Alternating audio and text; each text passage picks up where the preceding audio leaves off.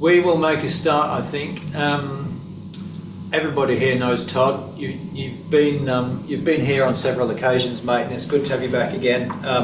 Again, everybody will know also that this is Todd's last chance to join us. Although I did say to him the other day that someone on Sunday mentioned, we could always zoom him in from the US, provided he's prepared to get up at ridiculous time in the morning. So do appreciate you coming along. Looking forward to what you have to share with us, Todd. So we'll let you go for it, mate. All right. All right. So, I'm spotlighted. Thanks. So tonight's topic is divine foresight versus free will. And so what I love about this topic is that there's room for debate. Like this is not a decree from on high, as far as I'm concerned. I'm presenting two different perspectives on the topic. What you'll see here, I'm going to screen share with you guys. Whoops, I pushed the wrong button. Screen share with you my presentation because what I want you to see is that this is based off of two different papers, one by Bruce Rogers and one by Grant Odner. And so these guys were debating this topic, and I thought, this is actually really interesting and useful for us.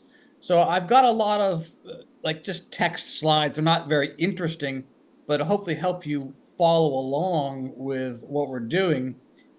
And so I've cut little bits from Grant's and Bruce's paper, and we'll just kind of flow through it and see, well, what does God know and what does he not know?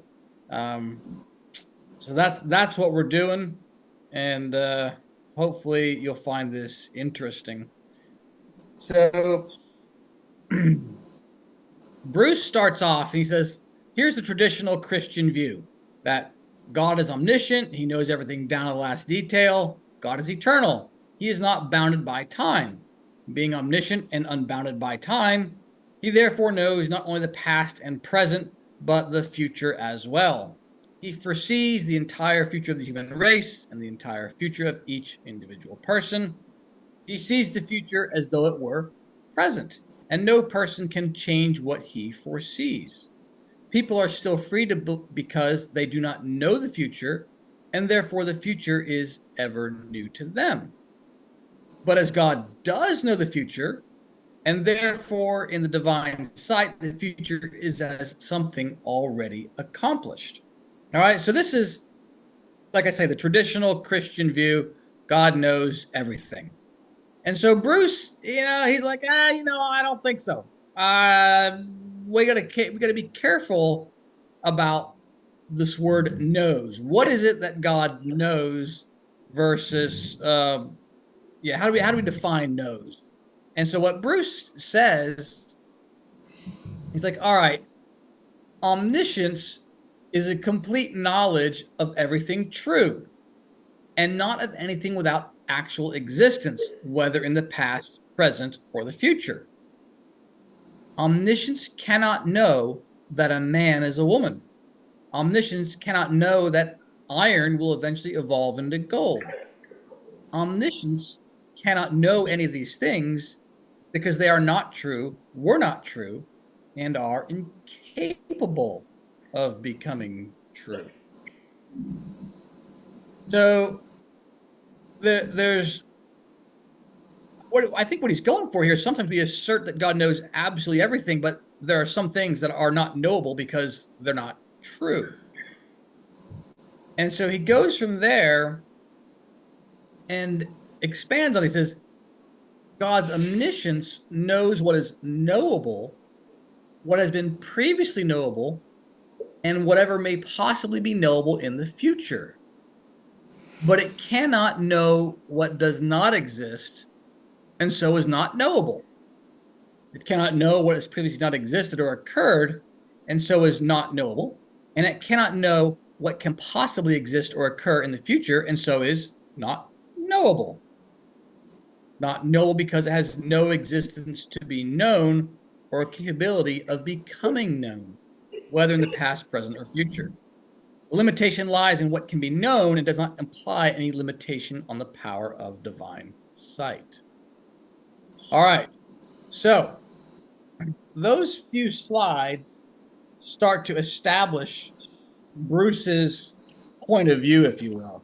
You know, it's like, where's he going for? So I just kind of pause and say, look, I'm open for comments and stuff, and I may not answer your question, but I at least wanted to start with this. All right, so do you follow what Bruce is asserting here? There's a difference between what, God knows everything, but certain things he doesn't because you can't know them. You follow this? Okay. I think so. Yeah. So, like, the future, he doesn't know that Hyunjin is going to go swimming tomorrow because, well, it's in the future, and therefore it's not knowable. Like, he can postulate, he can see that as a possibility, but he doesn't know it. So the argument here is we're looking at, all right, well, what does God know? And then how does that reflect our free will? Because, well, hey, if God knows that Hyunjin's going to go swimming tomorrow, well, then does Hyunjin have free will to not go swimming? This is the essential debate. So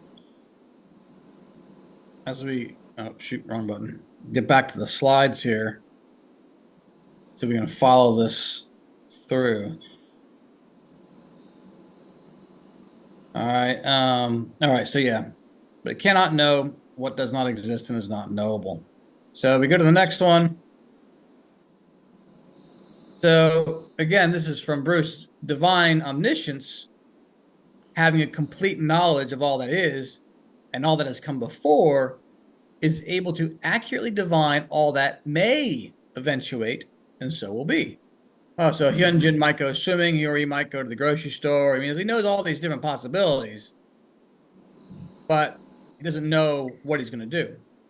So what if present events and occurrences should change? In the first place, divine omniscience will have foreseen those changes, if not as inevitable, still as possible, perhaps even probable. So the question becomes, can present events and occurrences change? So, right, do you have, if God knows everything, do you have free will? And that's the fundamental issue here. And so you get into this idea that, well, okay, if God's knowledge is dependent on free will, well, guess what? There's fallibility to that, right? Because you don't know what's going to happen, so you can't predict everything. And what Bruce is saying, well, not even by divine foresight. Even divine foresight may foresee all the possibilities, but not inevitabilities to the degree that they are outcomes of the exercise of free will. All right, so God says, all right, Hyunjin might go swimming, he might go shopping, he might go to the beach, he might do this, that, all these ideas. But God's, as I say, the limitation is not in the power of divine foresight, because divine knows all the possibilities, but the limitation in the circumscribed exercise of human free will and choice and their outcomes. That's where the limitation is. So, though restricted by influences beyond our control, our freedom to will and do as we choose within the limits of our hereditary environment remains a fundamental freedom that cannot be reliably or infallibly predicted. All right. So, there's the setup to this. But it would be nice. It would be nice if we actually had some passages from the writings that would support this. So far, this is all Bruce's kind of conversation and paper and editorial. Oh, this is how he summarizes it, how he speaks to it. But what do we have as far as support in the writings that suggest that he's actually on target? Well, we do have something. We do have something. Let's see here. So here's from Arcana, obviously. There are things to be regenerated that are innumerable, in fact, illimitable in number, and every one of them has illimitable offshoots. There's progressions and derivations towards interior things and towards interior things and towards exterior things. A person knows nothing about all of this, but the Lord knows all things and every single thing and provides them for every moment. And so often, I think it seems we focus on that part of it. The Lord knows all things. And this is why Bruce gets back to say, well, what's knowable? Oh, well, he knows all of these illimitable offshoots. Right? So the Lord knows everything. He knows all these possibilities. But does he know what you're actually going to do? Well, 5195 says providence has regard to the state in its successions to eternity, which cannot be provided for unless foreseen. Oh, the Lord knows the possibilities, so he's made contingencies for each one of these possibilities, right? But to make provision for what is present and not at the same time to foresee what is to come, and so not to make provision for the future during the present would be without end, without order, and consequently without wisdom and intelligence, thus not from the divine. So this is all one perspective as to how we hold this. This is the Bruce Rogers. Okay, God knows everything, but not everything's knowable. He knows possibilities, but he doesn't necessarily know outcomes. So that's the take he's going for. But Grant Oedner comes back and says, well, I don't buy it. I don't buy it. Anyway, that was Bruce's basic pitch that here's what's knowable and here's what isn't. And so kind of the alternative view to this, to Bruce's outline, is what Grant was doing. And it's basically saying, well, maybe how you resolve this is that the future is the present. So from God's point of view, it's not limited by time because he's outside of time. So we have quotes from the writings that give us an idea that he does. And this is, one of them. Jehovah foresees from eternity every single thing and therefore never repents.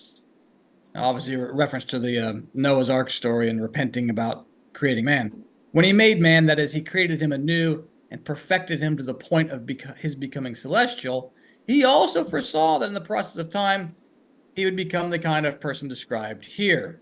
And because he foresaw the kind of person he would become, he could not repent, right? God doesn't repent. He didn't regret making humanity. He knew what was going to happen. He did it anyway, and therefore he's not upset about it. But it shows he knows the future, right? He knows what we're going to do.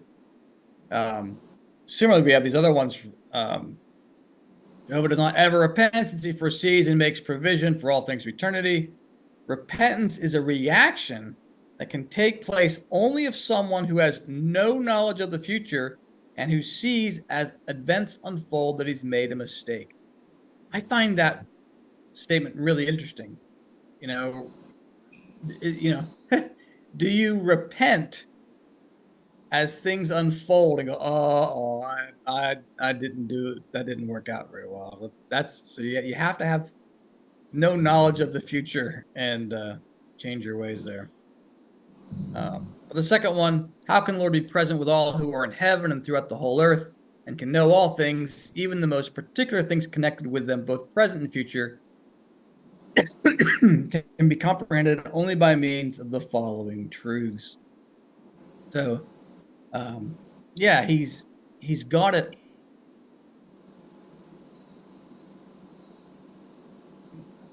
Excuse me. So, the Lord knows what's going to happen. It's clear in these passages, he knows what's going to happen. And we get more of that because we know that God can reveal the future, right? Angel do not know what is to come. The Lord alone knows, and to he whom he thinks worthy to reveal it. Right? There's plenty of stories in the Bible where the Lord reveals to like Joseph, hey, guess what's going to happen? 7 years of famine, 7 years of plenty. Prepare because the plenty's coming first. Tells Joseph, as in Joseph and Mary, hey, get out of Bethlehem, go to Egypt. So the Lord knows the future, right? The revelation of things that are hidden and the disclosure of things to come belong to God alone. Okay, so he knows what's going to happen. The Lord's divine foresight is the source of foretellings of things to come. So the fact that foretellings of events which are out of the ordinary and cannot be foreseen have no other origin becomes clear from the word. So, okay, he can reveal the future, but he can also reveal your future. He knows your future. The Lord foresaw from eternity what the human race was going to be like in the future and what every member of it was going to be like. And since the Lord foresaw from eternity what would be a person's quality and what would be to eternity, it is evident that his providence is in the veriest singulars and governs and bends the person to such a quality, and this by continual moderating of his freedom. And then the second one, the Lord foresees what kind of a life man is going to lead and how he's going to suffer himself to be led by the Lord. And because all things are foreseen, look at that. All things are foreseen, both in general and in particular. They're the various singulars, they are also provided. So this, of course, creates a problem, doesn't it? Because if the Lord knows everything, suddenly we start to feel like perhaps we are predestined for things. Uh-oh. The Lord creates, baby Fred. Lord knows everything that Fred's going to do. Fred grows up to be a jerk and a adulterer and all these things. Uh-oh. Wait a second. What's going on here? What does the Lord know? What does he not know? And it starts to get a little bit sticky. All right. The angels, they're told the future. In the internal sense of the word, the Lord's whole life is described such as it was to be in the world, even as the perceptions and thoughts, for these were foreseen and provided because from the divine. This was done for the additional reason that all these things might be set forth at that time as present to the angels, who might perceive the word according to the internal sense, that the Lord might be before them, and at the same time how successive steps he put off the human from the divine. Unless these things had been present to the angels through the word, the Lord would have been obliged to come into the world immediately after the fall of the most ancient church. Right? Probably a familiar passage to us. We get this at Christmas time. The Lord tells him, I'm coming. I'm coming. So that way it seems like it's present to the angels.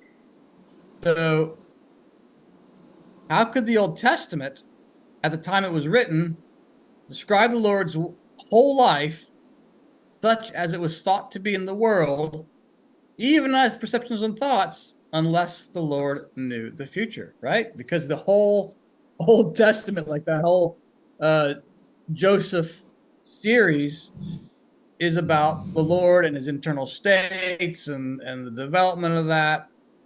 Oh, so he knows what he's going to be like when he shows up in 1,500 years' time or whatever it is. So does the Lord know everything including the future, that isn't real, right? You see that the can you see like the tension here? You know, how do we resolve this issue? Because you know, where's our free will? What does he know? What does he not know? He knows everything, but does he not know some things because they aren't real? And then you get into this sticky issue about the future. Because if the future actually isn't the future, but the future is present, well, what does that imply? And that's what we get in the Arcana, right? The future is present. It says right there at the end, indeed, all eternity is present to him. So, oh, so in the Lord's eyes, you, me, and everybody else, we're already in our final destination. The future is present. He knows what your 5-year, 10-year, 20-year planning. He knows what that is. We got another one here. Same thing. The divine, future things are present. So, you know, this is how is that possible? What about our freedom? How do we have freedom if the Lord knows every last thing? If the future is present to the Lord, how is it that we actually have any freedom? And that's the conundrum. So the question goes back to this idea: does perfect foresight equal predestination? So does the Lord know someone is going to choose hell as a certainty before they're born? Because if he does, then he's knowingly creating specific people for hell. Does he say, I'm going to create this person knowing full well they're going to go to hell? I know every evil they're going to do, exactly when and where and to whom they're going to do it, yet I'm going to create them anyway. If it's a certainty they're going to hell before they're even born, then it's predestination. It also makes the Lord a cruel monster because he purposely created someone who he knew would become evil. Too bad for them. Therefore, the Lord doesn't know the future as a certainty. He doesn't know you are going to choose evil before you were born. So I'll pause there for a moment. Any thoughts, comments, questions, whatever, as we're rolling through this pretty quickly here? It seems like you've set up a really sticky, tangled mass, and I'm waiting to see how you untangle it. In a way, I just go back to Herod as an example. What strikes me is, thinking about Bruce Rogers' perspective, Herod being the character he was, and thinking about the balance of probabilities, I could see that there's a certain inevitability about the process that unfolds there, if you see what I mean. Everything that he learns from the three wise men, you can kind of see how, especially the Lord with an interior knowledge of a person's character, could be able to predict fairly easily, I think, the likely outcome of that. Right. You're saying that Herod had a 0% chance of making an angelic choice because he knows Herod's interiors.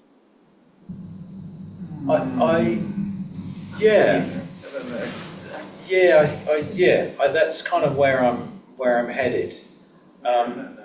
The other thing too is thinking sort of globally. You look at the kind of statistics and predictions people make about population trends, and they seem to be quite good at guessing what a general population will do as a whole without necessarily tying individuals down to a specific path. There seems to be a general trend in a particular direction, yet I myself, as part of the general population, may go completely opposite direction. Yep. Yeah, so I'm just trying to put all this together. But I am interested to see how you untangle all this. Oh, wow. Let me tell you, it's going to be amazing. This is the joy of the subject, really, is that, there isn't I don't think I untangle this. I think you're left with the option of how you untangle it and where you give the priority of the passages to. That's the fun of this topic, because there's enough conflicting information that it makes it kind of a good little brain tease. Okay. But I really like this point about does perfect divine foresight equal predestination, right? This is that age old question. Well, if you could go back in time and kill Hitler when he was 5 years old, would you do it? Kind of thing. And it's like, well, maybe.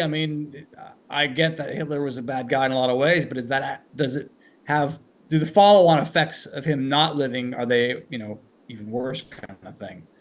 So, but if Hitler ends up in hell either way, oh boy, it just seems like, does the Lord know that? So yeah, it's sticky. And the thing is, divine providence tells us, we are predestined for heaven, right? We are predestined for heaven, not hell. So if no one is predestined to hell, well, that kind of takes away one of the options that we've just talked about. Okay, well, Lord knows this person's going to be evil. They're going to do all these bad things, and therefore they're predestined to hell. But divine providence, no. All people are predestined for heaven, and no one, not some people, not rarely, not occasionally for hell, no one. It's a very absolute term there. There's not really subjective, read of it. Maybe there's an open door here, right? No. Any predestination other than a predestined to heaven is contrary to divine love and its infinity. Oh, okay. The idea that only these people are born in the church is saved is an insane heresy, right? Swedenborg is super, super clear. No one is predestined to hell. So yeah, like David said, we've got a little bit of a mess here. How do we get ourselves out of this mess? And so, just for clarity's sake here, right? So these papers were presented at a council of the clergy meetings, and other ministers were weighing in. Well, how do we deal with this, right? How do we deal with this? And so this next slide here is one of the explanations that somebody gives. It's like, well, do we have here what is just a logical fallacy? How do we explain statements in the writings that appear to say the Lord knows the future? How specific prophecies could be made and fulfilled according to both a literal sense and internal sense as explained in the writings? The idea that the knowledge of the future is incompatible with a free will is an unsupported assertion. It easily makes sense to most people, but do the writings support this idea? Is it possibly a non sequitur, a logical fallacy? Is there something with this argument that is just so fundamentally flawed that essentially we're running circles because we're not understanding the way things really are? So, right, maybe there isn't a clean way to untangle this because we're just not asking the right question. The question's flawed in the first place. So as we look at this, foresight of possibilities idea, go back to kind of what Bruce says. He says, as regards foresight and providence in general, foresight has a reference more to man, providence more to the Lord. the Lord foresaw from eternity what the human race was going to be like in the future and what every member of it was going to be like, and that evil is going to increase all the time, so at length man of himself would rush headlong into hell. That being so, the Lord provided not only the means by which he makes it possible for him to be diverted from hell and led towards heaven, but he also does in his providence divert and lead him all the time. Okay, so he's constantly leading, diverting, whatever. The Lord also foresaw that it would be impossible for any good to take root in man except in his freedom. For that which does not take root in freedom is dispelled at the first sign of evil and temptation. This the Lord foresaw, as well as the fact that of himself, that is, from his own freedom, man would be inclined towards the deepest hell. That being so, the Lord provided that if he would not allow himself to be led in freedom towards heaven, he could still be diverted towards a milder hell. But if he allowed himself to be led in freedom towards good, then he could be diverted towards heaven.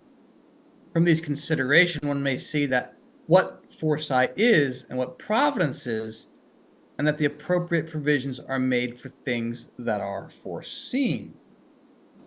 And then lastly, in this little sequence here, from this it may be seen how far someone errs who believes that the Lord has not foreseen and does not see the smallest individual thing with man, or that within the smallest individual thing he does not foresee and lead, when in fact the Lord's foresight and providence are present within the tiniest details, or the smallest individual things with him, and in details so tiny that it's impossible to comprehend in any manner of thought in one of many millions of them. So this is a passage that Bruce and his supporters say, oh, well, this is showing us that there is a complete foresight of all possibilities.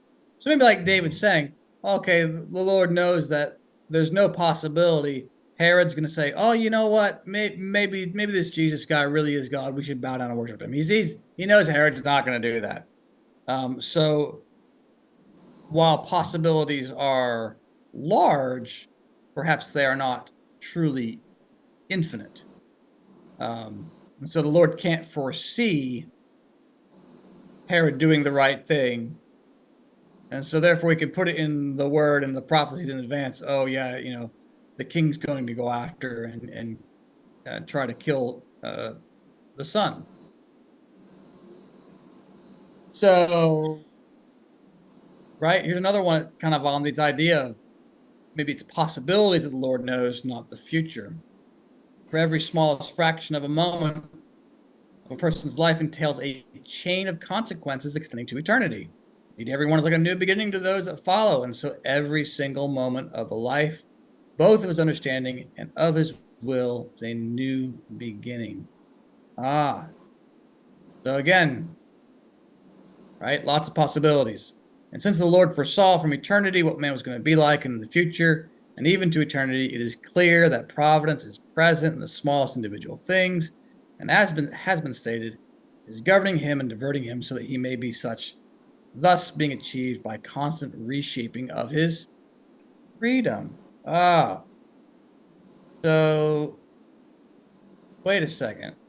What's going on here? Like,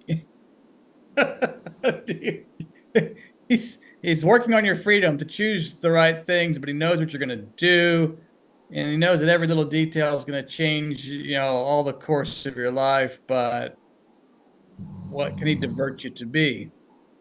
So the question is like, okay, maybe does the foresight create freedom? Is that our way out of this mess? After the same spirit was taken back in the state of his early childhood, the Lord showed the angels what that state had been like, and also what his future life was foreseen to be like. Okay. So it was shown that every specific detail of his life had been subject to the Lord's guidance, and that if it had not been, he would have thrown himself headlong into a horrible hell. That is, if there had been the smallest lapse in the constant watch kept by the Lord's providence. Now, I find this passage personally super interesting because I don't know how much you guys watch near-death experience stories and whatnot, but there's heaps of them out there. And one of the things I mean, it doesn't happen in all of them, but it's a regular feature where somebody dies and they are shown by the angels and God their future. And it's a future, usually it's not just a future, it's multiple futures. It's a future, there are futures of possibilities. It's, hey, if you go back to the world, your your husband's going to need you and you're going to do these things and help him through his dark path that's going to come around. And if you don't go back, your kids are going to end up in foster care. Your husband's going to kill himself, and all these bad things are going to happen. So, hey, the choice is yours. You can stay if you want, but just so you're going to wreck your husband and children's life if you stay. But yeah, the choice is yours. So in near-death experiences, I think we occasionally get these moments like this passage that are telling us the Lord knows possibilities. Does he know what we're going to choose? And that's what this one's like. The Lord showed what that state had been like and also what his future life was foreseen to be like. Oh, yeah, okay, you can get a glimpse of your future. And so we look at foresight versus providence. How do these things, where do these two intersect? And this is from the diary. Providence is as when one walks in dark forests, the exit out of which one does not know, but upon discovering it, attributes the find to his own wisdom. Whereas providence is like someone in a tower who is watching the person's vagaries and leads him without his knowledge to the exit. The reason he attributes it to his own wisdom, if he is prompted to observe something of the path or coincidence or chance, is that he looks at things present, not at far off goals of which he sees nothing at all, not even seeing anything of the goals in the world, still less in their life. This was illustrated and confirmed by the angels. So I like this as a way of starting to resolve this, because I've played this game where there's food on the floor of my house, on the kitchen floor, and occasionally ants will come out. All right, the ant is here, the food is over here. It's not that far. It's not even a meter, right? I know what's going to happen, right? I can see things that the ant can't see. To me, oh yeah, the ant's going to get that food. The ant's future is present to me because I'm like what Swedenborg was saying, that watchman in the tower. And so is that how the Lord sees our life?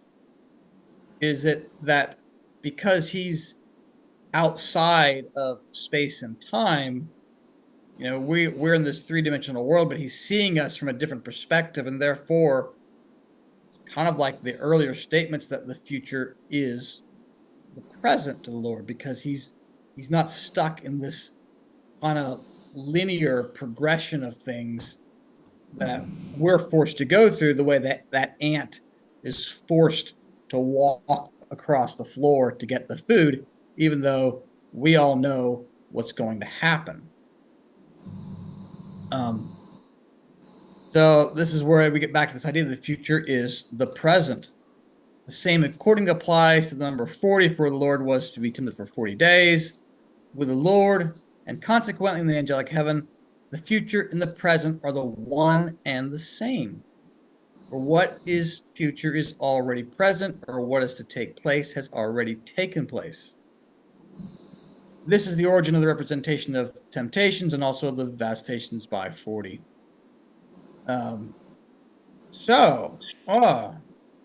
This is to me where we start resolving it and say, yes, the Lord knows everything.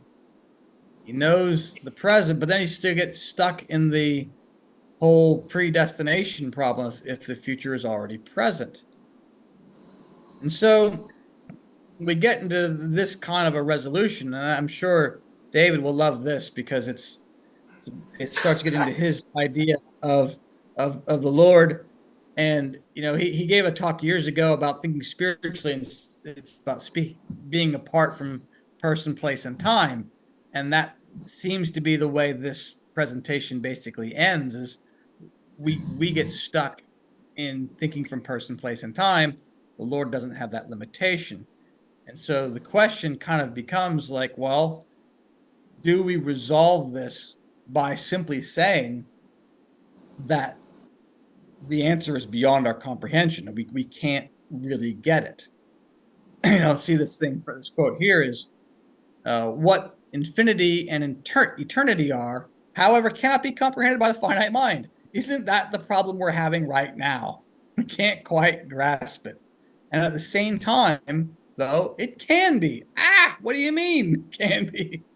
What they are cannot be comprehended because the finite cannot encompass the infinite. And it can be comprehended because abstract ideas are possible, which enable one to see the existence of things, even if not their nature. Oh, so we can see the existence of the Lord's foresight and providence, but we don't really understand its true nature. Such ideas are possible of the infinite, as, for instance, that God being infinite, or that the divine being infinite, is being itself, and existence and substance itself is love itself and wisdom itself, or good itself and truth itself, thus absolute. Indeed, the supremely human. So too, if we speak of the infinite as being omni, or all, as that infinite wisdom is omniscience, or all-knowing. Oh no, we're back to this again. Or that the infinite power is omnipotence, or all-powerful. But even so, these ideas fall into a haziness of thought, and from incomprehensibility perhaps into denial, unless people remove the idea, those concepts from which their thinking derives from nature, especially those concepts derived from the two properties of nature, which are what? Oh, space and time. Space and time. For these cannot but limit ideas and cause abstract ideas to have seemingly no reality. Oy. Oy, this is where, so is that the answer to our problem that's just beyond our comprehension? I think about this in terms of like nunc licet, right? We have all these books and it's now permitted to understand, but does it mean we can understand everything? Maybe not. Maybe there are some things that are beyond our ability of our puny little brains to comprehend. Providence of the Lord is not only unfathomable, but even sees simultaneously things to come to eternity. Okay, back to he sees everything, but it's unfathomable to us, and thus the chain of all intermediate events portrayed by things in nature. So, right, everything's foreseen, right? In that second part of the paragraph, there it has been shown before that the things that are of the Lord's in the innermost and very inward regions are inscrutable, and they are portrayed in the human being when conceived, formed in the ovum, in the womb, later when born and growing up, by the fact that all, even the very least of those phases, are contained in the seed together with all those wonderful changes the person undergoes when they are first conceived, and one after the other. So he knows everything from the very beginning. We can't comprehend it. So this is more of the same. He views all things that are to come from the beginning down to the end, at the very least, in their own interrupted series, even the last up. He's got all of these possibilities laid out. And I think the ultimate way that I see that untangling is this idea that the Lord is apart from time. This is from DP, as you see. The divine does not exist in time. Consequently, all future events are present to it. Moreover, because that is the nature of the divine, it follows that each and everything that it does has eternity in it. So this is Grant's concluding statement here. The Lord is not in time, rather he is in all time apart from time, and time evidently includes future time, as amazing as that seems to our natural thought. So I don't know if you guys consider that to be a satisfactory conclusion, but of all of these passages and all of these ideas, that frankly seems to be the most sensible of the conclusions. It's too hard for our brains to comprehend. We're not infinite, and the Lord is outside of space and time, and therefore this makes sense to him, even if it doesn't make sense to us. And there you have it. It sits before you. You can rewatch this presentation as many times as you want to try to comprehend that which was presented. I will happily share with you PowerPoint slides and all the documentation that goes with it to see if you, good friends, have an answer that is not included, a passage that I am somehow missing that Grant and Bruce also missed that resolves this lovely knot that we have created here today. So there you go. Thank you. I'm here to listen to your comments, thoughts, whatever, at this point. I've got. Can I go? Go for it, Hanjin. Yeah, I've got one thing that doesn't really come to my mind. I can maybe the argumentation that the Lord knows everything from eternity means that there is this predestination, and I don't actually get it because let's say the Lord knows that okay, this guy's going to make a bad choice, or is going to hell. And in my mind, the Lord doesn't give up on him. The Lord's divine power, his force, I don't think is changing. It's gonna just flow in him with whatever he can provide there, whether it's present or future. And when, in Heaven and Hell passage where it says, everyone is predestined to heaven, and I take that as because because the Lord being divine, what he can think and will and provide is everything that has to do with our salvation and all that. So a person being predestined, it's a passive tense too. And by who? A person is predestined to go to hell by God? Again, I think in my mind, maybe I'm naive, but that argumentation really it doesn't make sense. And I just, for the whole time, my mind went back to this simple thing that the Lord, even though he knows everything, would not abandon anyone, and he would constantly come to us and be present with us and provide everything or every possibility there is.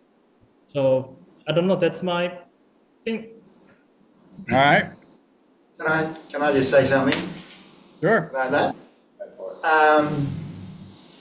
Firstly, I'm wondering whether we're looking at predestination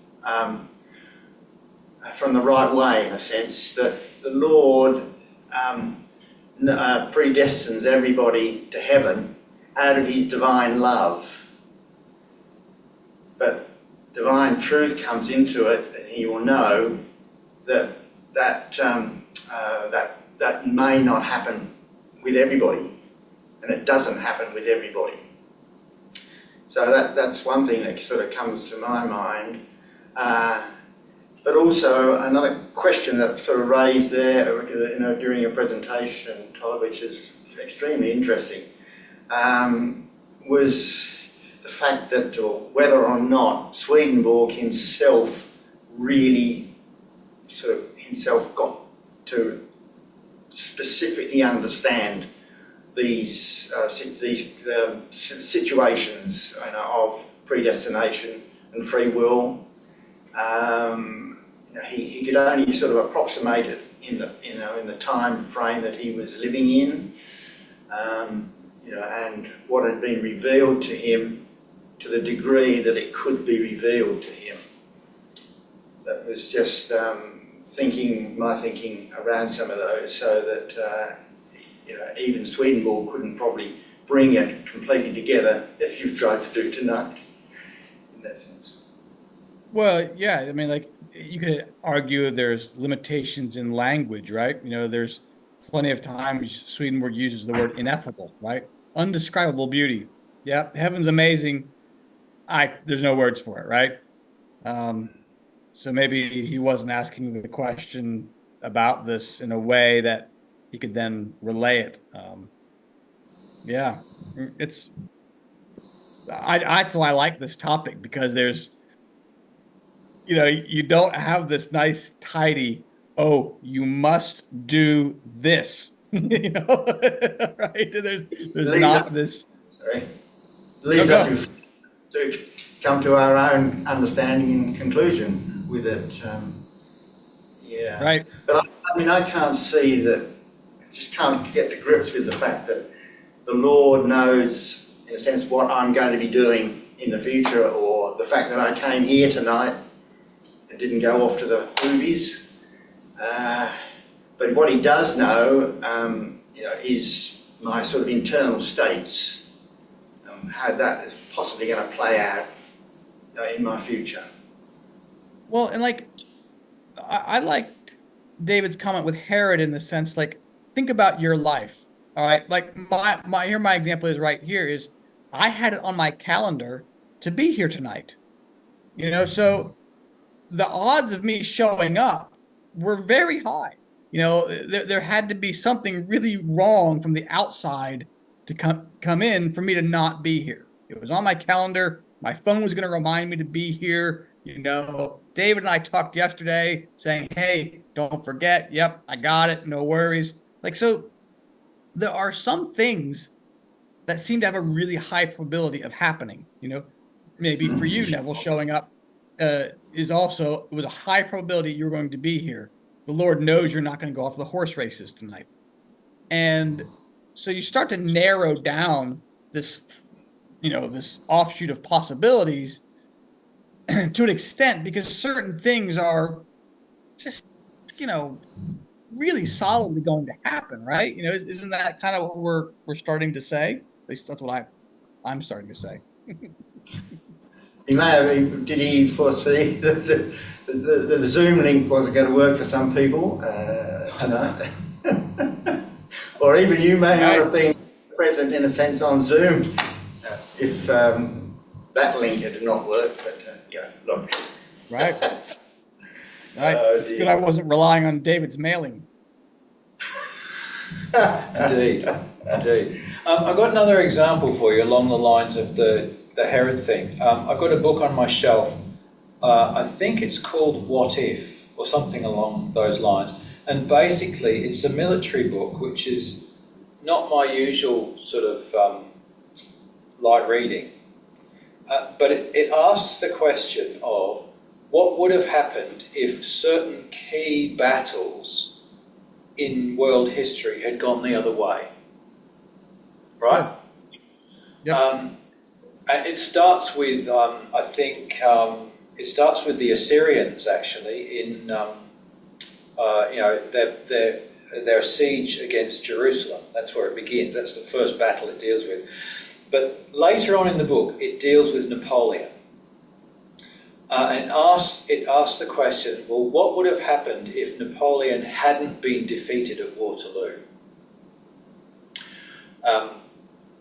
And basically, the author of that particular chapter comes up with the conclusion that if Napoleon hadn't been defeated at Waterloo, he very likely would have been defeated at the next one or the one after that, simply because Napoleon's ambitions were such that he spread his forces more and more thinly on the ground with his ambition to conquer more and more of the world. And he would have inevitably met a defeat. Even though it might not have been at Waterloo, it would have been the next battle.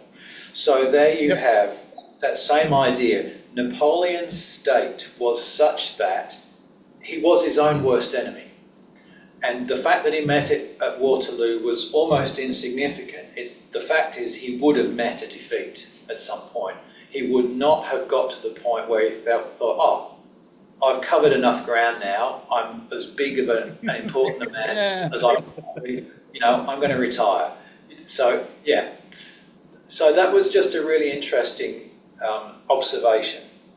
There's that idea of state which plays out. It might not play out in one particular circumstance, but it inevitably will play out if we don't change that trajectory ourselves. And his likelihood of changing the trajectory was pretty low. You know? Right. Yeah, I like that. I mean, it speaks to that whole teaching about how evil has within it its own irrationality and its own punishments all wrapped in there together. Like if you engage in evil, there is going to be a bad outcome for you. It's just it's tied in. And I guess the predestination of the Lord, the Lord's predestination of us towards heaven, when you were talking about that, I kind of get the sense of a flow, The Lord's flow is for everyone, is kind of pushing everybody in that same direction towards heaven. But the reality of our lives is we spend a great deal of time and energy and effort trying to swim the other way. And, the Lord's predestination is still always to push us in the direction towards heaven, if at all possible, whilst giving us that freedom to, go wherever we want to go, even to the extent of, as you quoted, he will moderate the hell towards which we find our, that direction. Right. So there's that predestination, that trend, that pushing towards. That's what I was thinking. Yep. Yeah. Kind of a fun little mess, huh? The other thing I was also, if nobody else has got any other comments, I was just going to say there's a couple of fun films that play into this area. I don't know whether have you seen The Minority Report? Yeah. Tom Cruise. That's a good film. And the other one is The Adjustment Bureau. No, I haven't seen that one. The Adjustment Bureau is like, it's about these guys, they're all dressed up in suits and trilby hats, and they're like angels who are managing the world and managing that, things like someone spills a cup of coffee on their shirt so they don't make it to their job interview. So, so they have this whole, everybody's life is kind of planned out on a particular trajectory. It's got a really, really weak ending because, there's basically the story is there's these two people who are destined not to meet, but they kind of insist that they're going to. And it happens because one of these angels kind of loses his concentration. But then just at the end, they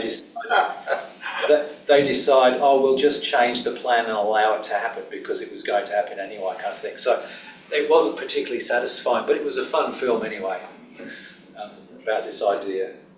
Well, all right, Wayne, you were about to chime in. Why don't you go? You haven't said anything.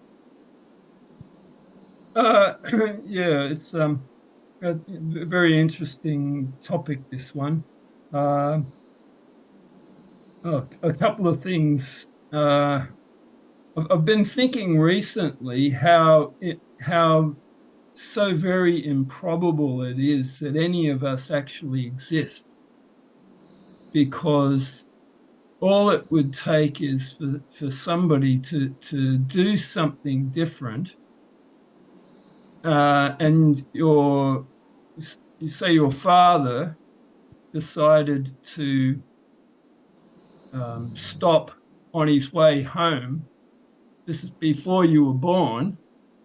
He stops on the way home, and that means later that night when he has sex with your mother, he has now going to produce a wholly different being in existence. Right. Right. This sort of occurred to me when I was thinking more, in a game of football.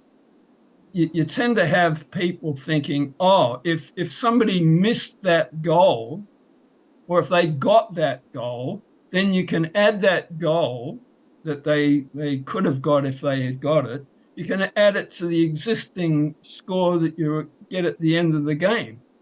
But of course, if the goal went in, and from that point the game's completely different, because the ball's going to go back to the center spot, and they're going to kick off, and it's going to be a wholly different game. So you cannot add those two goals, the two goals that were there in the on the scoreboard at the end. And then I started thinking, holy hell, that's the kind of thing which actually determined our being. The fact that we are the result of 1 in like 50 million sperm cells coming together with the one egg, but that's a completely different person. Well, half a different person in the sense that genetically, but Right. But anyway, I actually don't have personally a problem with this whole question at all, because I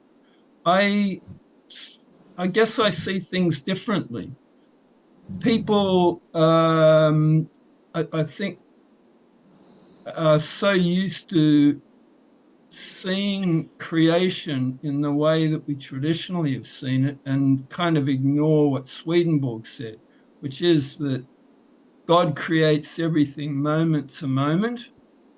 He hasn't created everything way off in the past and then somehow given it the ability to exist in and of itself from that point on. And he can then, sit back and watch and, take his hands off the creation.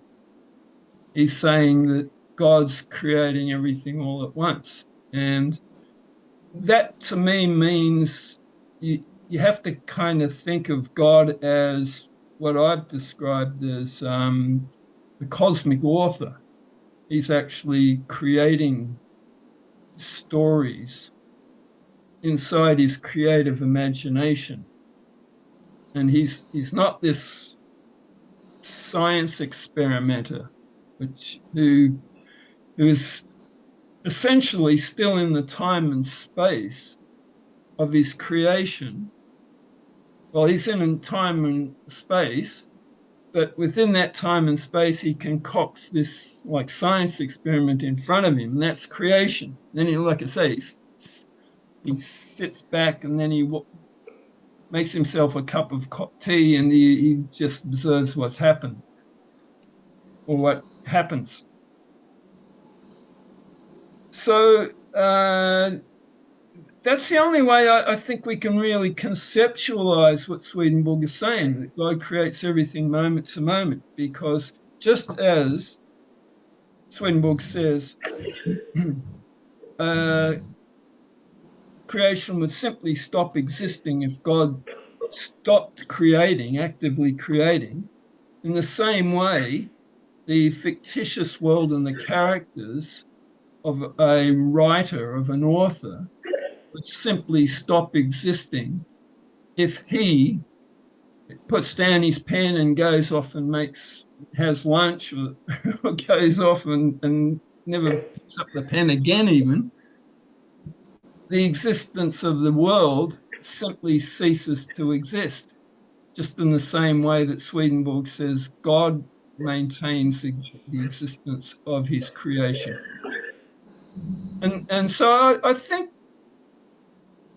and you know, this needs a lot of thinking about, because it's a whole different way of looking at things. But basically, if you're thinking of it from God's viewpoint, it's that he knows, like, well, let's think of a writer. A writer knows perfectly well that the fictitious characters and world that he's created are figments of his creative imagination. Yet at the same time, very skilled storytellers report the experience of these things taking on a life of their own. And it's like they exist quite independently of the writer. They have their free will, and it seems to be a very neat way to explain all of this, what Swedenborg was on about, basically, that objectively he knows these things are, that they don't have an existence independent of him. But subjectively, he does experience that. And that's the, I think, the application of the divine mind, because Swedenborg says that, he says two things, but one is that God's a person, and the other thing is that all persons have a ruling love. And it's pretty easy to see, I think, that God's ruling love in these circumstances is love of others. And that predisposes his mind to, whilst creating the stories of each individual person as an individual story that he's creating. But his ruling love predisposes his mind to eternally, I suppose, be in the subjective experience that he's having. And that is that we, his fictitious characters, have a life and a will of our own, independent of him. So I don't know how strange all this seems to you, but it seems to resolve this whole thing quite thoroughly, to my mind, that God's having this, with his infinite mind, has a dual experience, but chooses to be constantly in the act of creating others, because that's his whole life, love of others. So, I sort of imagine him being unlike a human author, in that he's always got the option of stopping and making himself a cup of tea, but he's so engrossed in what he's doing, he never does. He's perpetually keeping things in existence. Yeah. Well, I think what you're describing, Wayne, is what people these days call simulation theory. That we're all in a simulation, and some suggest that we're in the simulation of a big computer program.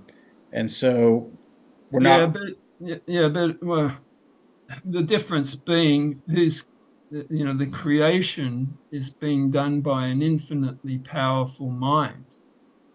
Sure. So, in that mind, the reality is an actuality, I would say.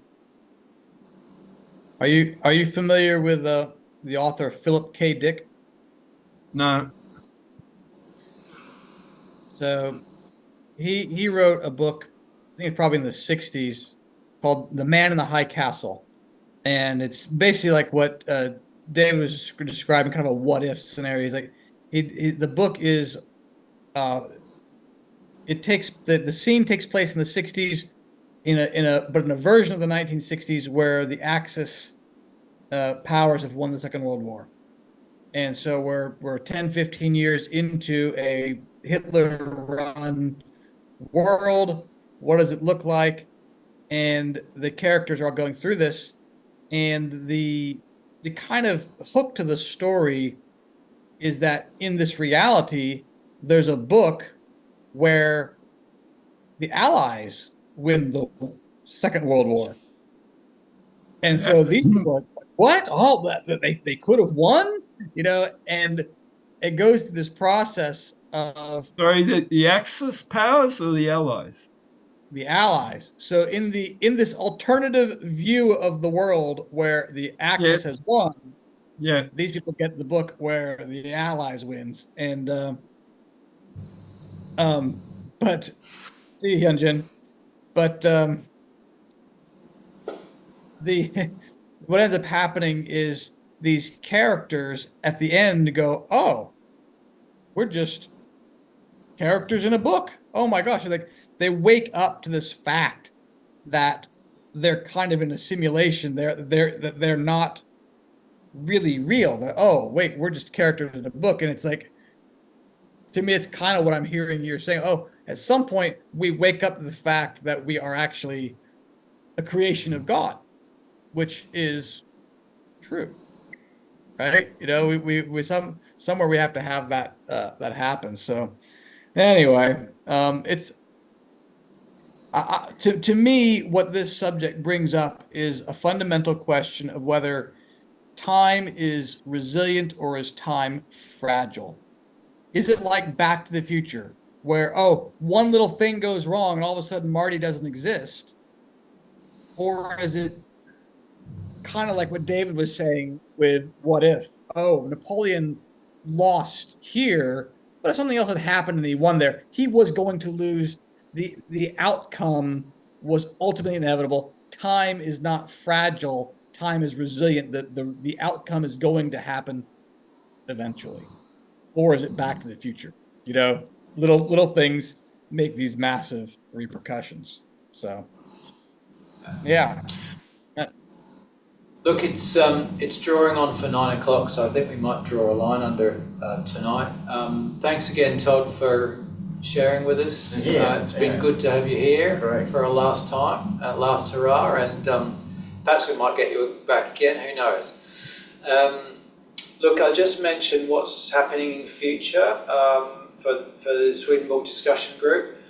There won't be a meeting next month because it's long weekend. Mm-hmm. It's Friday before the grand final. Grand final. Friday before the grand final. So we have a holiday down in Melbourne. So we won't have a Swedenborg discussion meeting. Our next meeting, therefore. Talk about destiny, eh? Talk about providence. Oh yeah, indeed. So our next meeting will be October. The last Friday on October. It'll be David Miller, and his topic is entitled "Falling in Love." We'll send he's going to do that one? Good. Sorry? He's going to do that? Yeah, I love that one. He's going to do that one. Yeah. So we'll send details out in due course about that. And then I'll just flag that in November will be our last meeting. I'll be talking on that occasion, and we're trying to cook up something a bit special to happen on that day. So with the emphasis on cook? Well, we'll see. We'll see. We're trying to work out what we'll do. So just 2 more meetings left to the end of the year. October, David Miller, and then November, myself.